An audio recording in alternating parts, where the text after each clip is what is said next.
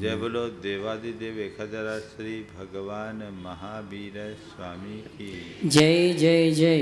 अहिंसा परमो धर्म की जय जय जय। परम पूज आचार्य गुरुवर श्री विद्यासागर जी महाराज की जय जय जय। बोले परम पूज मुनि श्री प्रमाण सागर जी महाराज की नमोस्तु गुरुवर नमोस्तु।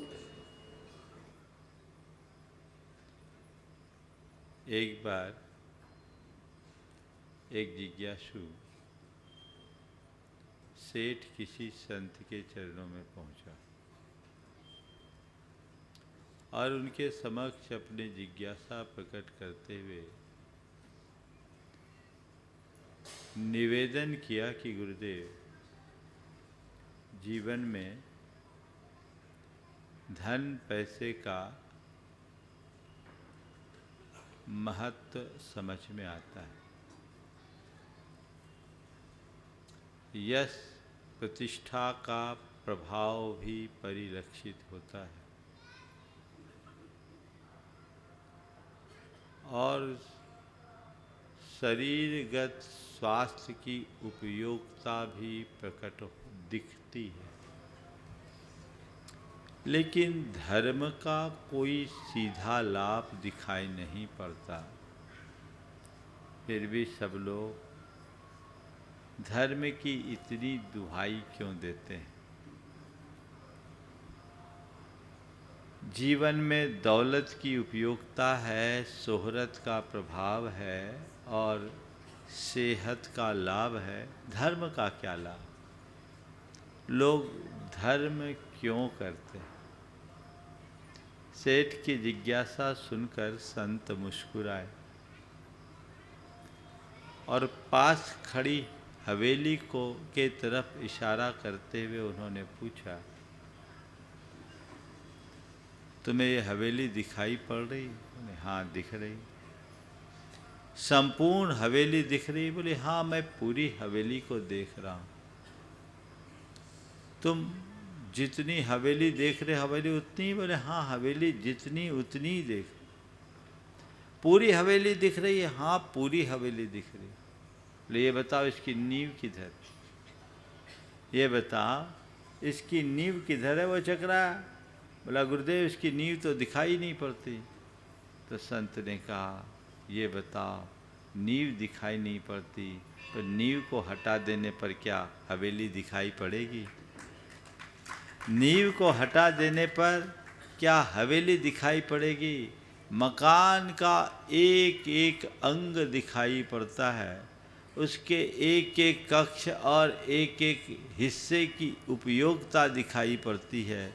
नींव दिखाई नहीं पड़ती, नींव की उपयोगिता प्रत्यक्ष नहीं दिखती, लेकिन नींव के अभाव में मकान पल में धराशायी हो जाए।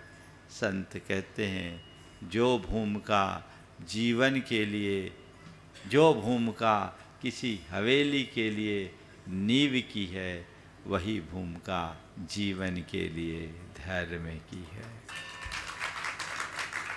जो प्रत्यक्ष रूप से दिखता नहीं, लेकिन जिसके अभाव में कुछ टिकता नहीं। हम लोग धर्म के प्रति सदैव बहुत आकर्षित रहते हैं। यहाँ जितने लोग हैं सभी धर्मी लोग हैं, धर्मानुरागी लोग हैं और धर्मानुराग से प्रेरित होकर के ही यहाँ आप सब उपस्थित हुए। लेकिन आज 4 सवाल आप सबके बीच रख रहा हूँ। हम धर्म क्यों कर रहे हैं? दूसरा, धर्म क्या है? तीसरा, धर्म कैसे करना है? और नंबर 4, धर्म कब करना? पहले सवाल से चर्चा शुरू करता हूँ। आज थोड़ी सी चर्चा करके विराम दूंगा। धर्म क्यों कर रहे हैं? बोलो। हाँ, पुण्य संचय के लिए और आत्म कल्याण के लिए, सच्चे सुख की प्राप्ति के लिए, कोई बोल रहा है मोक्ष पाने के लिए, है ना, आत्म कल्याण के लिए। आत्मा का पता है, सच्चे सुख के लिए। तो सच्चे सुख की बात करते हो पर तुम्हें सुख दिखता कहाँ है? मेरे देखे 4 दृष्टियों से लोग धर्म करते हैं। सबसे पहले स्तर पर तो वे लोग हैं जो परंपरागत संस्कार से प्रेरित होकर धर्म करते हैं। हम आप सबको ये परंपरागत संस्कार मिले हैं कि धर्म एक उपादेय तत्व है, हमें धर्म करना चाहिए, ये अच्छा काम है, धर्म करना अच्छा काम है, इसलिए हम लोग धर्म करते हैं, है ना। जन्मजात संस्कार मिला, उस परंपरागत संस्कार से प्रेरित होकर हम धर्म कर रहे हैं। क्योंकि हमारा तो जिस दिन 40 जन्म लेने के बाद 40 दिन हुए थे, हमारे घर वाले हमें भगवान के चरणों में ला के रखा था। हमने जन्म लिया तभी हमें घुट्टी में नमोकार मंत्र का पाठ पढ़ाया गया, धर्म का संस्कार दिया गया। वो परंपरागत संस्कार से प्रेरित होकर हम धर्म कर रहे हैं, सो करते आ रहे हैं, है ना। दूसरे चरण में वे लोग जिनके मन में विश्वास है कि धर्म करेंगे तो हमारा दुख दारिद्र दूर होगा, हमारे संकट दूर होंगे, हमारी आपत्तियां विपत्तियां टल जाएगी। ये भी एक कंसेप्ट है। और बहुतायत लोग ऐसे ही संस्कारों से प्रेरित हैं। ज़्यादातर हम लोगों को भी जो संस्कार दिया गया है वो यही कहा गया, स्कूल जाना है, परीक्षा है बेटा,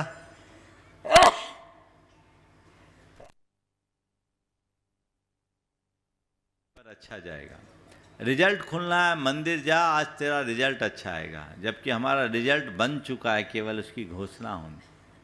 पेपर अच्छा चला गया तो हमारे भगवान प्यारे हो गए, पेपर खराब हो गया तब भगवान से लगाव घट गया।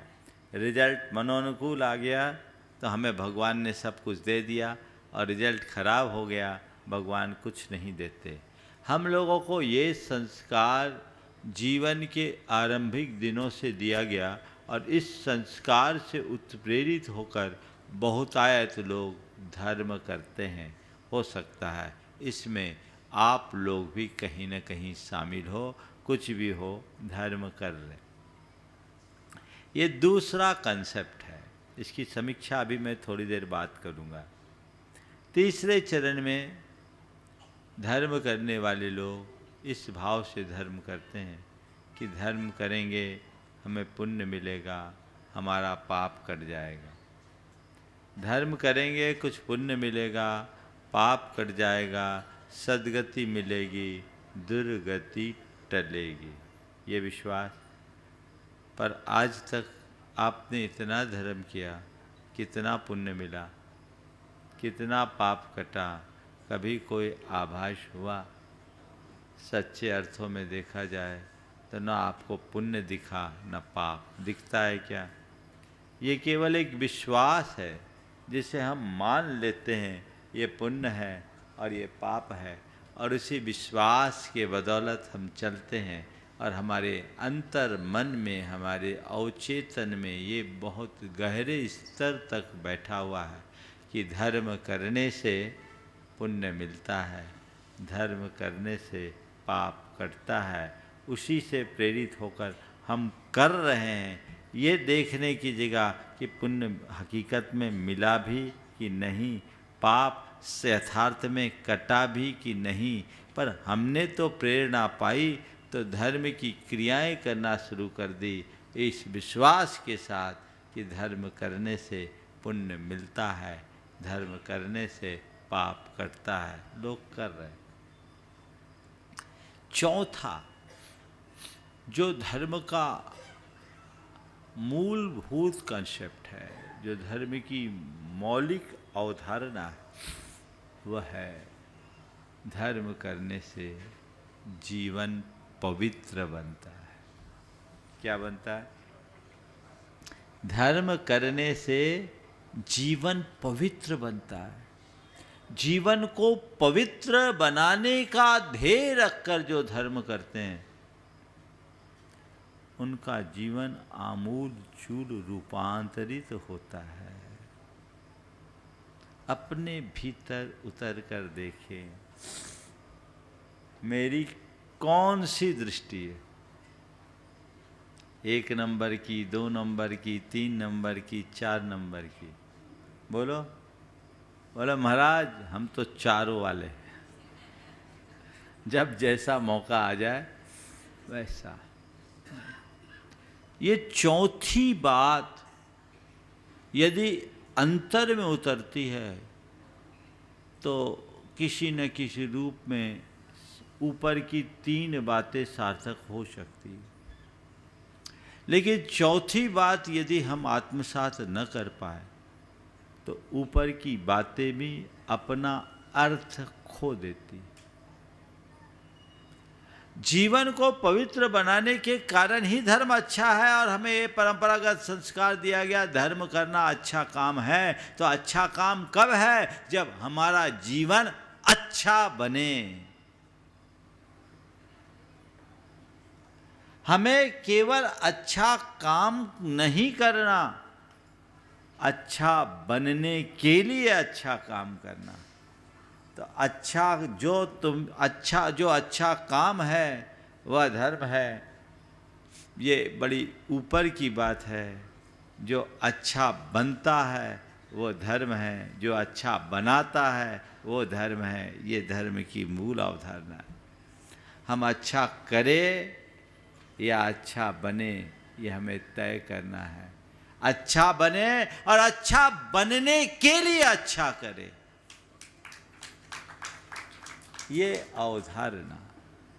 तो जीवन को पवित्र बनाना हमारा मूल ध्येय होना चाहिए, और उस ध्येय से ये परंपरागत संस्कार सार्थक होते हैं। दूसरे क्रम में धर्म करने से दुर्गति टलेगी, विपत्तियां टलेगी, मुश्किलें टलेगी, संकट कटेंगे। ध्यान रखना, ये अवधारणा प्रलोभन युक्त अवधारणा है। ये अवधारणा सही नहीं, और ऐसी अवधारणा के कारण कई लोग धर्म से विमुख हो जाते हैं। धर्म करने से संकट नहीं टलता, बल्कि धर्मियों पर ज्यादा संकट आते हैं। आते हैं कि नहीं आते हैं?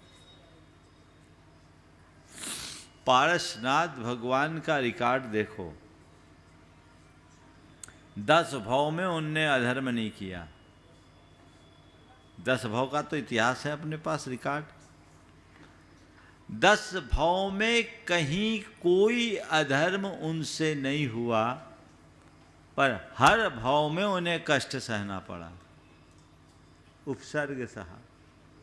लेकिन इस उपसर्ग के बावजूद हर भाव में उनका उत्कर्ष हुआ, और जब पार्श्वनाथ बने तीर्थंकर के रूप में, उन पर चरम उपसर्ग हुआ, और ये चरम उपसर्ग ही उनका चरम उत्कर्ष कर दिया, उन्हें केवल ज्ञान दिला दिया। अब ये बात कहाँ से सही कही जाएगी कि धर्म करने से संकट टलता है? सही है क्या?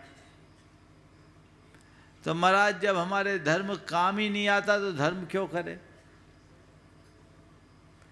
एक व्यक्ति की अल्प उम्र में मृत्यु हो गई, 45-46 साल की उम्र में मृत्यु हो गई। उनकी धर्मपत्नी बड़ी तत्वज्ञ थी। पति के इस वियोग को उन्होंने अपने तत्व ज्ञान के बल पर सह लिया, लेकिन उसका एक बेटा था 14 साल का, वो धर्म से विमुख हो गया, धर्म से विमुख हो गया। एक दिन उसने आकर के मुझसे कहा, महाराज पति के खोने का मुझे कोई कष्ट नहीं है, ये तो संयोग है, बनते बदलते हैं, पर मेरे मन में एक ही बात बार बार उभर रही है कि इस घटना से मेरा बेटा धर्म विमुख हो गया। महाराज आप उसे किसी तरह रास्ते पे लगा दो, वो धर्म से विमुख होगा तो उसका भी भाव बढ़ जाएगा। मैं नहीं चाहती कि उसका भाव बढ़े, आप ही उसे कुछ समझा सकते हो। वो बच्चा बचपन से मुझसे जुड़ा था। मैंने उसको बुलवाया, मेरे बुलाने पे आ गया। आते ही जब मैंने ऐसी थोड़ी सी बातचीत शुरू की तो उसने कहा, महाराज धर्म, मेरी मम्मी पापा इतना धर्म करते थे, धर्म ने हमें क्या दिया? हमारे पापा को भी छीन लिया, हमारे साथ ऐसा क्यों हुआ? जो अमूमन एक बात होती है आम जनों में, उसके मन में शिकायत भी थी और किंचित क्षोभ भी था। हमने कहा, बेटा ठीक कहते हो, जीवन मरण संयोग वियोग किसी के हाथ में नहीं। धर्म तुम्हें अमर नहीं बना सकता। तुम कहते हो धर्म तुम्हें क्या दिया? मैं तुमसे एक सवाल करता हूं। उसी शहर में कोई 6 महीने पहले एक महिला 4थे मंजिल से छलांग लगाकर आत्महत्या कर ली थी। उससे उसका पति डिप्रेशन में था। मैंने उससे पूछा, तुझे पता है? वो जो तुम्हारे यहाँ की एक माता जी थी, उसने सुसाइड किया था। बोले हाँ सुसाइड किया था। कितनी उम्र थी? बोले उनकी 58 एज की उम्र थी। तो ठीक है, 58 एज थी, उनका अंकल का क्या हाल है? बोले वो डिप्रेशन में। बोले कितनी एज है? बोले 65। बोले तेरे पापा की मृत्यु हुई तब कितनी एज थी? बोला 45। तेरी मम्मी की एज कितनी थी? 40। तेरी मम्मी की स्थिति क्या है? बोले मम्मी तो नॉर्मल है। बोले वो व्यक्ति अपनी पत्नी को 58 साल की पत्नी को 65 साल की उम्र में खोया और आज डिप्रेशन में है। तेरी मम्मी ने 40 वर्ष की उम्र में 45 साल के पति को खोया, वो नॉर्मल कैसे?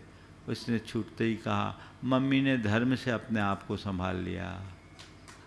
मम्मी ने धर्म से अपने आप को संभाल लिया। मैंने उसे समझाया, अब बता, तू कहता धर्म ने हमें क्या दिया? धर्म ने कुछ नहीं दिया, तेरी मम्मी को स्थिरता दी।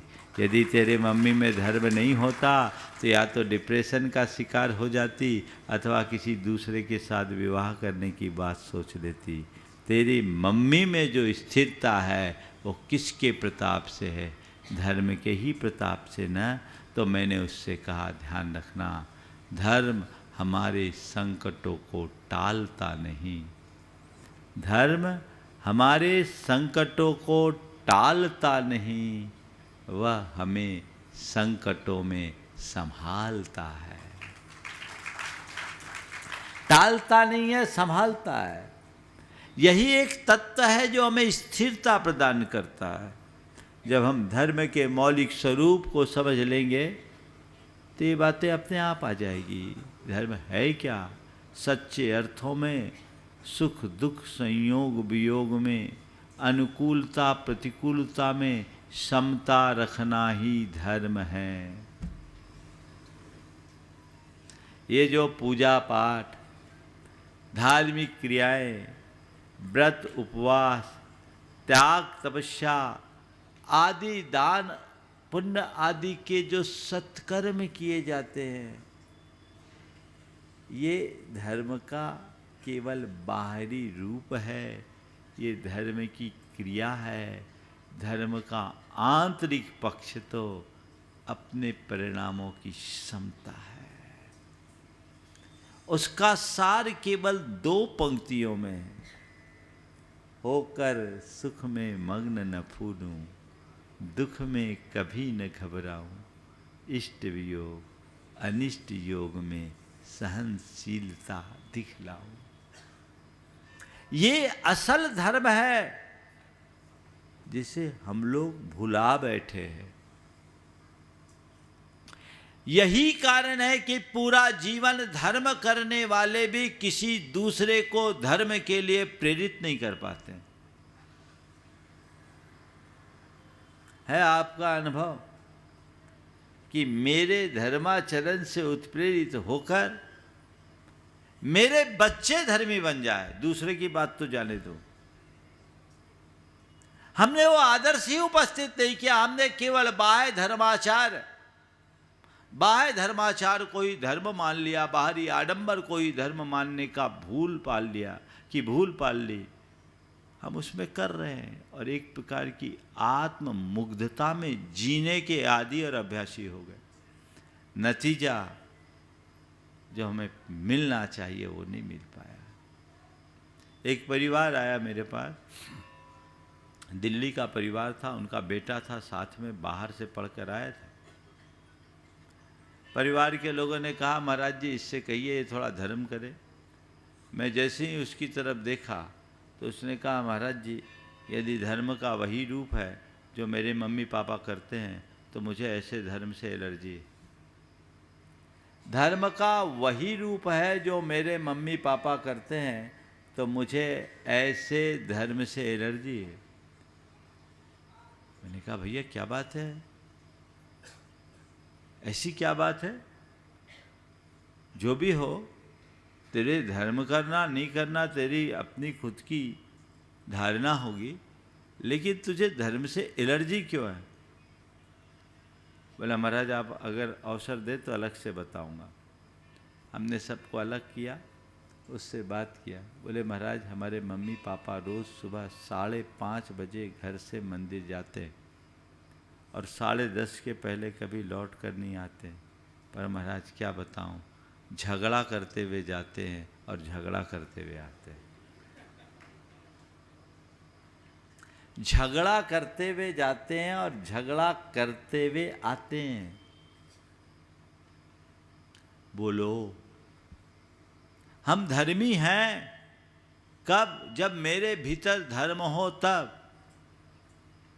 ऊपर के धर्म से मनुष्य धर्मी नहीं होता, अंतरंग की शुद्धि ही उसे धर्मी बनाती, जिस पर हमारा पूर्ण फोकस होना चाहिए। यदि ये चीजें होगी तो संकट चाहे कितने भी बड़े क्यों ना हो, मन विचलित नहीं होगा। एक धर्मी ही ऐसे मनोबल का धनी होता है जो बड़े से बड़े संकटों को भी समता से सह लेता है। उसे इस बात का बोध होता है ये जो भी संकट है वो ऊपर का है, ये सब परिवर्तन केवल संयोगों का परिवर्तन है। मेरे भीतर तो न कभी कोई परिवर्तन हुआ है न होगा। मैं जो हूँ सो हूँ, था भी वही, हूँ भी वही और होऊंगा भी वही, क्योंकि मेरा स्वरूप शाश्वत है। मैं अजर अमर अविनाशी आत्म तत्व हूँ। धर्म का पहला पाठ भेद विज्ञान है। भेद विज्ञान आत्मज्ञान से ही प्रकट होता है। तो जिसके अंदर वह आत्मज्ञान आत्मश्रद्धान हो गया, वो बाह्य संयोग वियोगों से विचलित क्यों होगा? ये की पॉइंट है, इसको पकड़िए। इसको पकड़ लेने वाले मनुष्य के हृदय में न किसी प्रकार का डर होगा, न चिंता होगी, न शोक होगा, न क्षोभ होगा, हर पल आनंद होगा। तो अवधारणा बदलिए, कितना भी हो धर्म को धारण करो। और एक बात अपने गांठ में बांध लो, संसार के जो भी संयोग है हमारे जीवन से जुड़े पुण्य और पाप के निमित्त से जुड़ते हैं। पुण्य के योग में सारे अनुकूल संयोग मिलते हैं और पाप के प्रकोप में सब संयोग बिगड़ जाते हैं। ये पुण्य पाप का खेल चलता रहता है। तो हमें चाहिए कि अगर संयोगों की अनुकूलता भी है तो वह पुण्य से मिलेगी, तो पुण्य करते जाओ। पर केवल पुण्य कमाने के लिए पुण्य मत करो, जीवन को पुण्य बनाने के लिए धर्म करो। पुण्य कमाने की एक आस्था, ऐसा कर लेंगे तो पुण्य कमा लेंगे। अरे भैया, ऐसे कैसे पुण्य कमाओगे? कहाँ कमाया? दिख रहा है पुण्य? न पुण्य दिखता है न पाप दिखता है। इसलिए मैं कहता हूँ पुण्य भी तभी अर्जित होगा जब तुम्हारे भावों में शुद्धि होगी। हमारे शास्त्रों में 2 प्रकार का पुण्य निरूपित किया, द्रव्य पुण्य और भाव पुण्य। जिसे हम पुण्य कर्म करते हैं वह द्रव्य पुण्य है, वो हमें नहीं दिखता, उसका प्रभाव दिखता। द्रव्य पुण्य का प्रभाव यानी पुण्य रूप कर्म जब फलता है तो सारे अनुकूल संयोग दिखते हैं। ये द्रव्य पुण्य का प्रभाव दिख रहा है, पुण्य नहीं। अब वो पुण्य अंदर आया कि नहीं आया कैसे जानोगे? बोलो। पुण्य का फल तो तुम्हें दिख रहा है और तुम उसको भोग भी रहे हो, लेकिन मेरे जीवन में पुण्य आया या नहीं आया कैसे जानोगे? जब देख पाओगे तभी तो जानोगे। मैं आपको एक दृष्टि देता हूँ जो आपको आने वाले पुण्य का आभास करा सके। पुण्य तभी अर्जित होता है जब हमारे भावों में पवित्रता होती है, जिसको हम बोलते हैं अंदर का अहोभाव।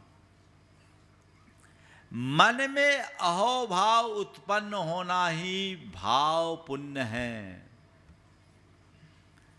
इसे दूसरे शब्दों में कहें तो हृदय की पवित्रता ही भाव पुण्य है। पुण्य का अर्थ एक पवित्रता भी है। तो अपने भाव और विचारों में जितनी पवित्रता आई तुम्हारा जीवन में उतना पुण्य आया। पुण्य क्या आया? जीवन पुण्यमय बन गया।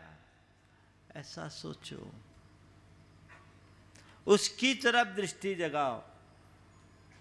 उस भाव पुण्य की तरफ दृष्टि प्रायः कम लोगों की होती है। हमें उधर अपना ध्यान केंद्रित रखना चाहिए। भाव पुण्य। तो मैं कह रहा था, पुण्य कमाने के लिए धर्म करने की जगह जीवन को पुण्य बनाने के लिए धर्म करो, जीवन का उद्धार होगा।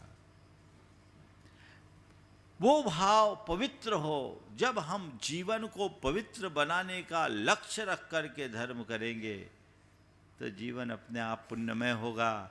और ये ध्यान रखना, जीवन में ज्यों ज्यों पुण्य बढ़ता है त्यों त्यों पाप कटता है। ज्यों ज्यों पवित्रता आती है त्यों त्यों कलुषता मिटती है। तो मैं आपसे कहता हूँ, पुण्यमय बनाओ, जीवन में पाप कटेंगे। और उसमें भी एक बात कहता हूँ, पाप कटे इसलिए धर्म मत करो, पाप छूटे इसलिए धर्म करो। पाप भी भीतर क्या है मुझे नहीं दिखता, पाप का फल दिखता है और पाप की क्रिया दिखती है। पुण्य का फल दिखता है, पुण्य की क्रिया दिखती है। तो पाप को जन्म देने वाला हमारे अंदर का अशुभ भाव, हमारे अंदर की कलुषता है, जिससे मैं बचूं और पापात्मक क्रियाओं से अपने आप को बचाऊं, ताकि पाप से छूट सकूं, पाप से बच सकूं। और जब तक ये क्रियाएं चलते रहेगी पाप जुड़ता रहेगा, और जब तक पाप जुड़ता रहेगा जीवन कलंकित बना रहेगा। जीवन को पवित्र बनाना है तो मुझे पाप से बचना है, और पाप से बचने के लिए पापों को त्यागना है। जब हम सत्कर्म को आत्मसात करेंगे, अपने जीवन को पुण्यमय बनाने को तत्पर होंगे और पापों का परित्याग करेंगे, पापों से बचेंगे, तो पुण्य भी आएगा, पाप भी कटेगा, नतीजा सद्गति मिलेगी और दुर्गति टलेगी। सब में क्या चाहिए? जीवन को पवित्र बनाने का लक्ष्य है ना। अब बोलिए, आप लोग अपने आप को क्या मानते हो, धर्मी की पापी? बोलो, हाँ, थोड़ा जोर से बोलो। सब धर्मी हो ना? हमको तो सब धर्मी दिख रहे हैं, है ना। हाँ, तो मैं आपसे कहता हूँ, अपने आप को धर्मी मानते हो ना? एक बार और बोलो, थोड़ा दम से, तो पता तो लगे इंदौर में इतने धर्मी बैठे हैं। धर्मी मानते हो तो बस एक काम कर दो, यदि अपने आप को धर्मी मानते हो तो पाप करना बंद कर दो। धर्मी होने के तो यही सार्थकता है। अपने आप को धर्मी मानते हो तो पाप करना बंद कर दो, और पाप कर रहे हो तो फिर पापी हो कि धर्मी? बोलो, हाँ? फंसा नहीं दिया? फंसे तो तुम हो ही, हम तुम्हें बाहर निकाल रहे। फंसे फंसाए हो, उसको क्या फंसाएंगे? अगर धर्मी हो तो पाप करना बंद कर दो, और यदि अपने आप को पापी मानते हो, यदि पापी हो तो धर्म करना शुरू कर दो। इतना ही तो काम करना। धर्मी मानते हो तो पाप करना बंद करो, और पापी मानते हो तो धर्म करना शुरू करो। बस जो शुरू है उसे बंद करना है, और जो बंद है उसे चालू करना। यही तो हमारा पुरुषार्थ है। इतना ही करना है, ज़्यादा कुछ करने की आवश्यकता ही नहीं है। तो धर्म की ऐसी अवधारणा को आत्मसात करके उसे अपने जीवन के प्रयोग में उतारे, बदलाव आएगा। देखिए, एक धर्मी का प्रभाव क्या पड़ता है। अभी तो एक मैंने बोला, एक सकारात्मक भी बताता हूँ। एक बहन जी, जिनके 2 बेटे, एक ने IIT किया और एक ने IIM से MBA किया, दोनों बहुत टैलेंटेड, और वो दोनों बेटों ने आलू प्याज सबका तो त्याग किया ही, रात्रि में 4 प्रकार के आहार का भी त्याग कर दिया। बड़ी कंपनी में जॉब करने के उपरांत सुविधानुसार पूजा पाठ धार्मिक क्रियाएं भी करना, और परिणामों में बहुत शांति। जब वो आए, मुझसे मिले, उनकी चर्या लोगों ने बताई तो मुझे अच्छा लगा। हमने कहा, ये सब प्रेरणा तुम्हें कहाँ से मिली? उनने कहा, महाराज, हमारी असली गुरु हमारी माँ है। हमारी असली गुरु हमारी माँ है। हम अपनी माँ को केवल माँ नहीं मानते, गुरु के रूप में भी देखते हैं।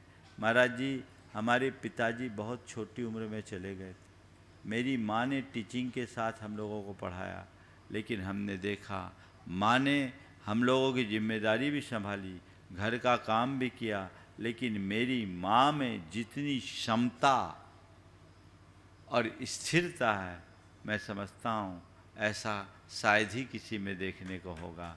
वो धार्मिक क्रियाओं को करती नहीं, अपने आप में रमती है। महाराज पूरी तरह तत्वज्ञ है, और उन्होंने आज तक हम लोगों से कुछ नहीं कहा कि बेटा ये करो, वो करो, ये करो, वो करो। महाराज जी, हम जब बाहर पढ़ने गए तो बाहर सब कुछ आलू प्याज वगैरह खाने की आदत होने लगी। मन में आया, पढ़ाई पूरी होने के बाद आया तो माँ से भी हम लोग वही बना करके खिलाने के लिए कहने लगे। माँ व्रती होने के बाद भी हम लोगों को आलू प्याज खिलाई। और एक दिन उनकी कोई सहेली आई कि तुम व्रती हो, अपने बच्चों के लिए आलू प्याज बनाती हो, रात में खिलाती हो, तो मेरी माँ ने जो उत्तर दिया महाराज, उसने हम लोगों की दिशा बदल दी। मेरी माँ ने कहा, मैं व्रती हूँ, मेरे बच्चे तो व्रती नहीं हैं, मेरा कर्तव्य है बच्चे जैसे हैं मैं उनका वैसा निर्वाह कराऊँ। व्रती मैं हूँ, मेरे बच्चे नहीं, मैं अपना व्रत पालती हूँ। वो बच्चे हैं, मैं उनको रोक टोक नहीं सकती। आज वो बच्चे हैं, जब मैं बच्चों की उम्र में थी मैं भी कहाँ कुछ सीखी समझी थी। बच्चे जब समझेंगे खुद अपना करेंगे, मैं उनके पीछे क्यों पड़ूँ। महाराज जी, माँ का ये चिंतन देखकर हम दोनों ने आपस में तय किया कि हमारी माँ जो एक साध्वी जैसी है, हम लोगों के कारण उन्हें पाप करना पड़ रहा है, आज से हम लोग इसका त्याग करते हैं। त्याग किया। यह है उच्च आदर्श। आप लोग तो पीछे पड़ जाते हो और उसके कारण सामने वाला पीछे हट जाता है। अच्छा आदर्श स्थापित करें, धर्म को हम उसी तरीके से आत्मसात करेंगे तो सुनिश्चित रूप से अपने जीवन का लाभ मिल सकेगा। बोलिए अहिंसा परमो धर्म की जय। बोले परम पूज्य श्री प्रमाण सागर जी महाराज की